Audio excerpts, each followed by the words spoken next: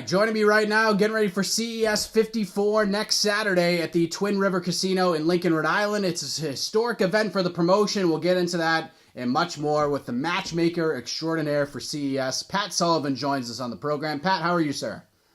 I'm doing good, man. Thanks for having me on the show today. Absolutely. Thank you for joining us, especially after last night, because a little birdie told me that you are an Alabama fan, and last night didn't go very well for Alabama and their fans. How did you handle the loss? Is that true?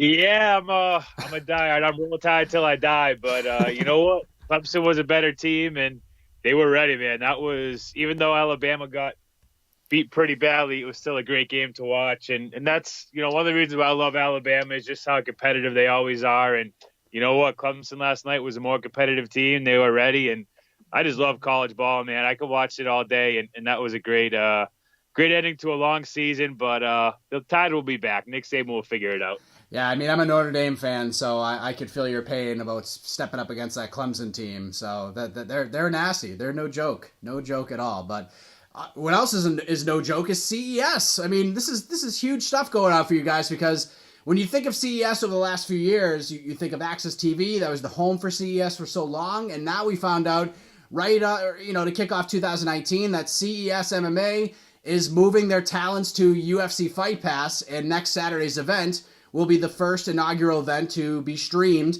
on UFC Fight Pass. How huge is this for you guys?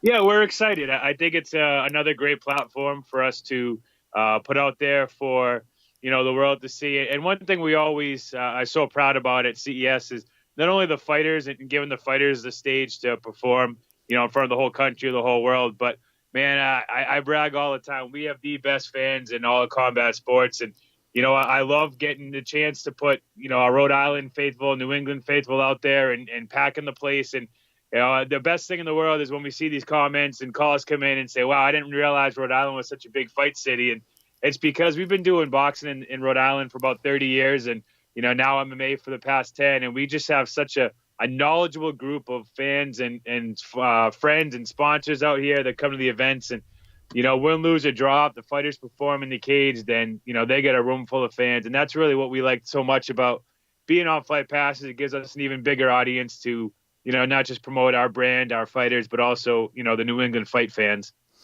And I noticed that it's going to be a matinee start. I know some people who are maybe going through Tapology to look at the event. I know on Tapology it says it starts at 7 p.m. That is not the case. I know that the prelims will kick off at 2, and then on UFC Fight Pass it's going to start at 3 o'clock. What was the thinking behind having a matinee start for this event? Well, UFC is going to be in Brooklyn that night for their, regular scheduled shows. So we just thought it was a good idea between UFC and CES to do kind of a doubleheader matinee. So, we'll kick off the afternoon of MMA action right on Fight Pass. We'll go from about 3 to 6. And then right after that, I think Fight Pass picks up with UFC. So, the idea behind that was let's just showcase Northeast MMA for the whole day and start right with CES, go all the way through UFC. And really, it's going to be about, 10 hours of MMA action up here in the Northeast. All right, so it was to kind of piggyback with the UFC. So let me just ask you, how long have you known that this deal was going to happen? How long have you had to keep your lips tightened about letting everybody know that you're going to be on UFC Fight Pass?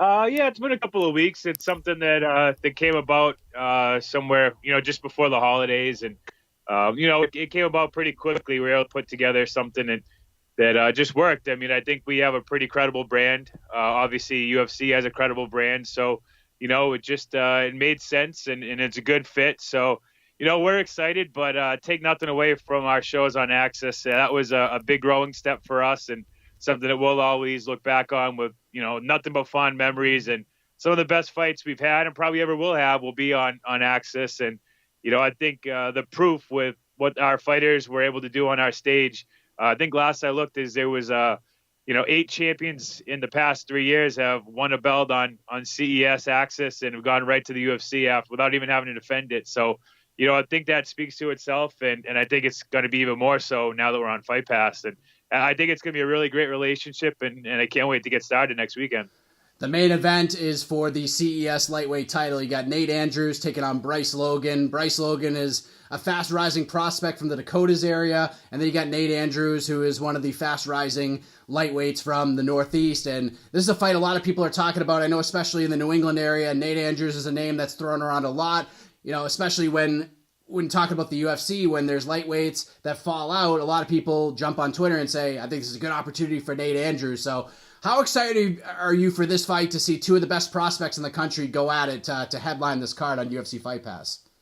Yeah, you know, when we decided that we were going to put this show on Fight Pass, it was kind of a fight that just made sense naturally. I mean, it's two of the best lightweights in the country. And you know, with a show like this on a international stage, you need two fighters like this to really headline the show. And that's what we have here. And it's funny, you think back to Nate Andrews' career, and his only loss of his career was on the very first AXS show he did, which was 5 or 6 years ago. I mean, he's just been on a tear lately, you know, looking to defend his title. But, you know, Logan's a really tough kid who we've been watching for a while. You know, he fought on AXS before with LFA, who was, you know, another promotion on AXS. So, you know, he's been on our radar for a long time, and, you know, schedules worked out, and we were able to put this together. And I think this is going to be a really great way for us to cap off our first show on Fight Pass. I think a lot of people are talking about Nate Andrews, that this could be his final fight with CES. Like the UFC could be calling. This is a big platform, a big opportunity for him. Do you foresee a world where if he performs as well as he's capable of doing, that this could be the last time you guys have him? Yeah, you know what? We never look at it that way, and we try to not have the fighters look at it that way.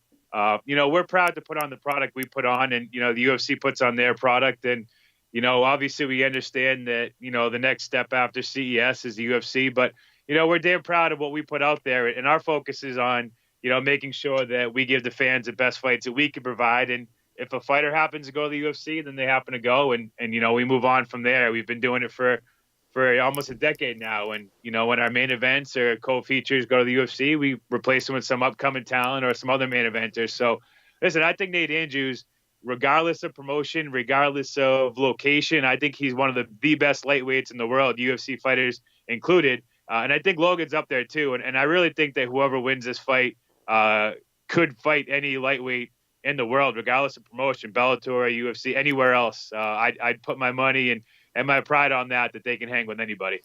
And then that's not even the only title fight on the card. You got the bantamweight title on the line, Tony Gravely versus Chris Moutinho, two of the best bantamweights in New England. A lot of people, especially covering the local scene, have been talking about this fight, the matchmaking of this fight, that it's just one of those fights that's just meant to be right now. So talk about how excited you are to see these two guys go at it for the bantamweight title. Yeah, Gravely and Moutinho, I mean, these are two guys that are really a matchmaker's dream. I mean, they're always ready. They're professionals to work with, and, man, they lay it all out in the cage. And, you know, both these guys fought on our last show on November 2nd, and I'm pretty sure it hadn't even hit midnight, and they were already asking me when their next fight is. So, you know, that's just the type of guys you get with those two. I mean, they're young, they're hungry, they have a long career ahead of them, but I think they both understand that this is the biggest fight that they have, and they're taking it seriously. I mean, Gravely, you know, his first fight at CS is, you know, he won the title against Cody Norby, you know, and he had to face Cody on less than 24 hours notice because his original opponent, you know, was injured while cutting weight. And, you know, Tony didn't even bat an eye. He wanted to fight. He wanted the belt, and, you know, was going to fight whoever. And now he's got a real tough opponent in front of him. I mean, Chris is a badass dude, and he's coming in there with a lot of pride and knowing what, you know, winning a belt in New England can mean for him, because he's seen a lot of teammates or a lot of guys in New England who have won the belt in that same cage, in that same room on our platform, and what it's done for their career. So, you know, make no mistake about it. I think both fighters understand that this could make or break their career. And then you got Eric Spicely. How about that? He's coming home, back to the Northeast. I know he was in the UFC for a little while. Didn't really go his way. I know from what I saw on WWE.com, he just got a tryout with the WWE, and now he's going to be fighting for you guys next Saturday. How excited are you to have Eric Spicely back in the fold?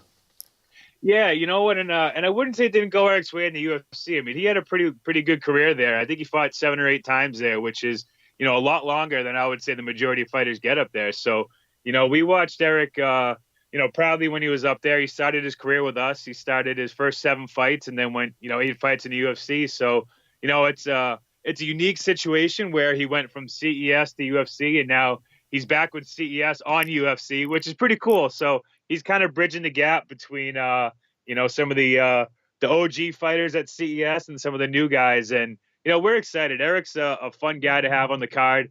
That he's never going to be in a boring fight. He's always exciting to have on the card, and he brings a different dynamic. A guy who has just undoubtedly one of the best skill sets that you're going to find in the Northeast area and actually throughout the country. And he's got some different training partners, and I don't know if his future is going to be in wrestling or MMA because he's damn good at both. But I will tell you that when he was fighting for us for the first time, and Chuck O'Neal, who was our former welterweight champion, I actually went and watched the two of them in a wrestling match against each other when they were both fighting for us.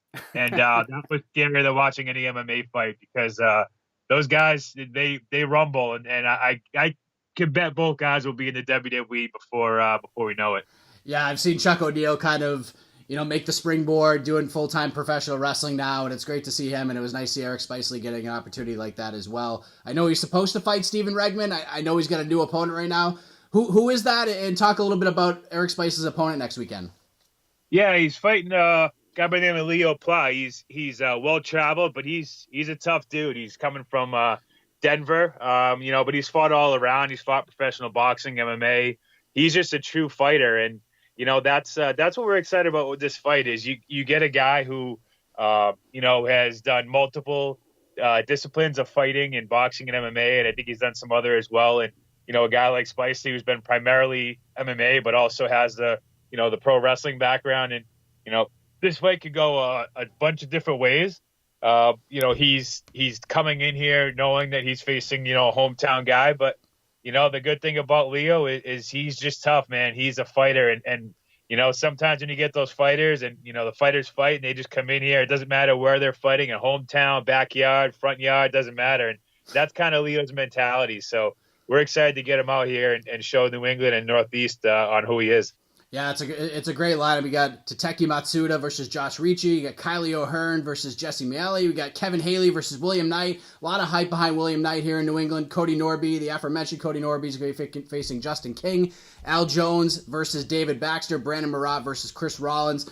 We talk about the two title fights. Everyone's excited that Eric Spicely is back in the fold fighting in New England. What's the fight you're looking at from a matchmaker perspective that's maybe flying under the radar that everyone should really pay attention to, that you just see a lot of fireworks in?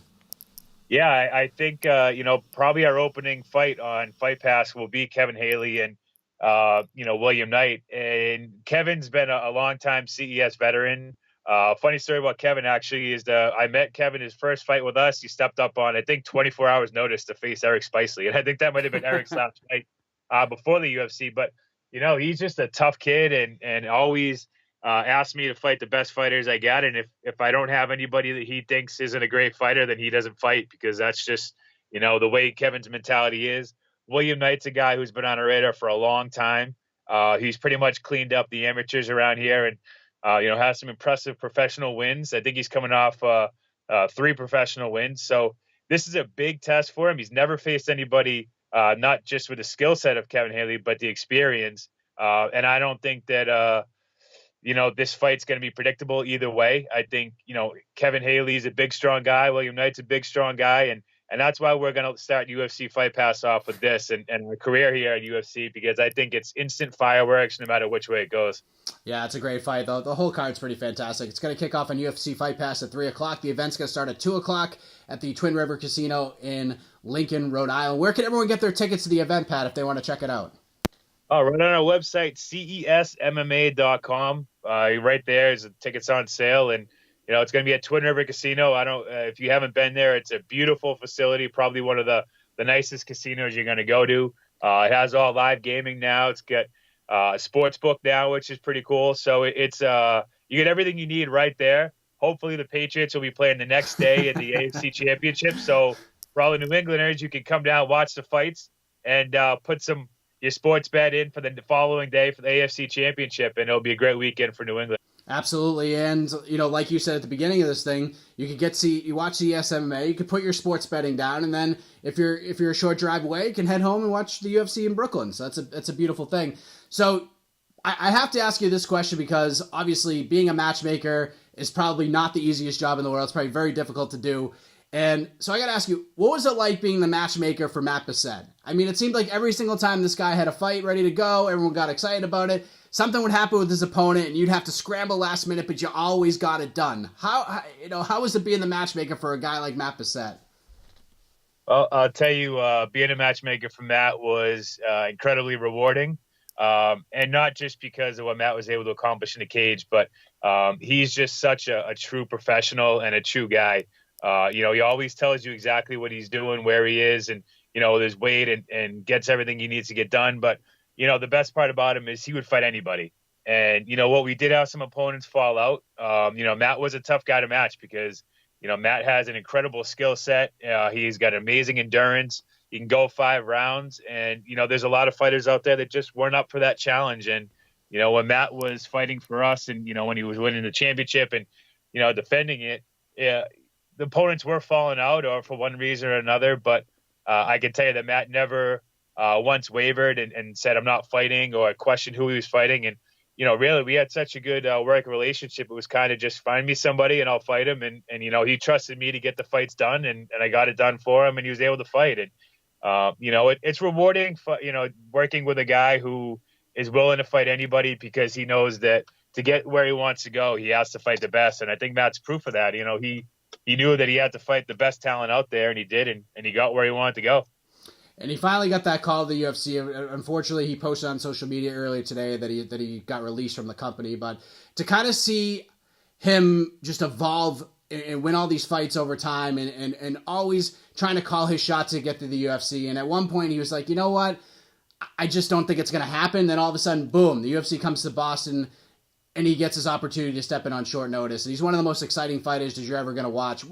Was it really rewarding for you to see him finally get that call after all these years, after all the work he's put in, all the time he's put into the sport, all the amazing fights that he had, to see a guy like that finally have it pay off for him? What was that like for you as the matchmaker?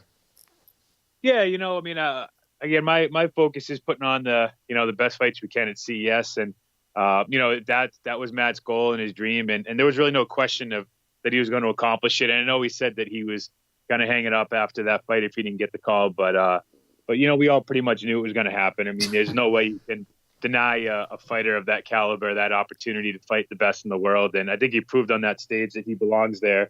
And you know what, if he's got released there, then, maybe we'll get the Mangler back here for a final rodeo. But yeah, he was great to work with. And if his goal was to get to the UFC, then, I'm happy that we could play a part in accomplishing his goal. That's great. And you guys have accomplished some big things in your own right. From AXS TV to UFC Fight Pass, inaugural event on UFC Fight Pass, streaming live next Saturday, January 19th. It's a matinee show, so it's going to kick off at 3 o'clock. So if you're watching from home, you get that, plus the UFC in Brooklyn. So, Pat, congratulations on all the success. Best of luck to you next Saturday, and thank you for taking some time. Yeah, I appreciate it. Thank you so much.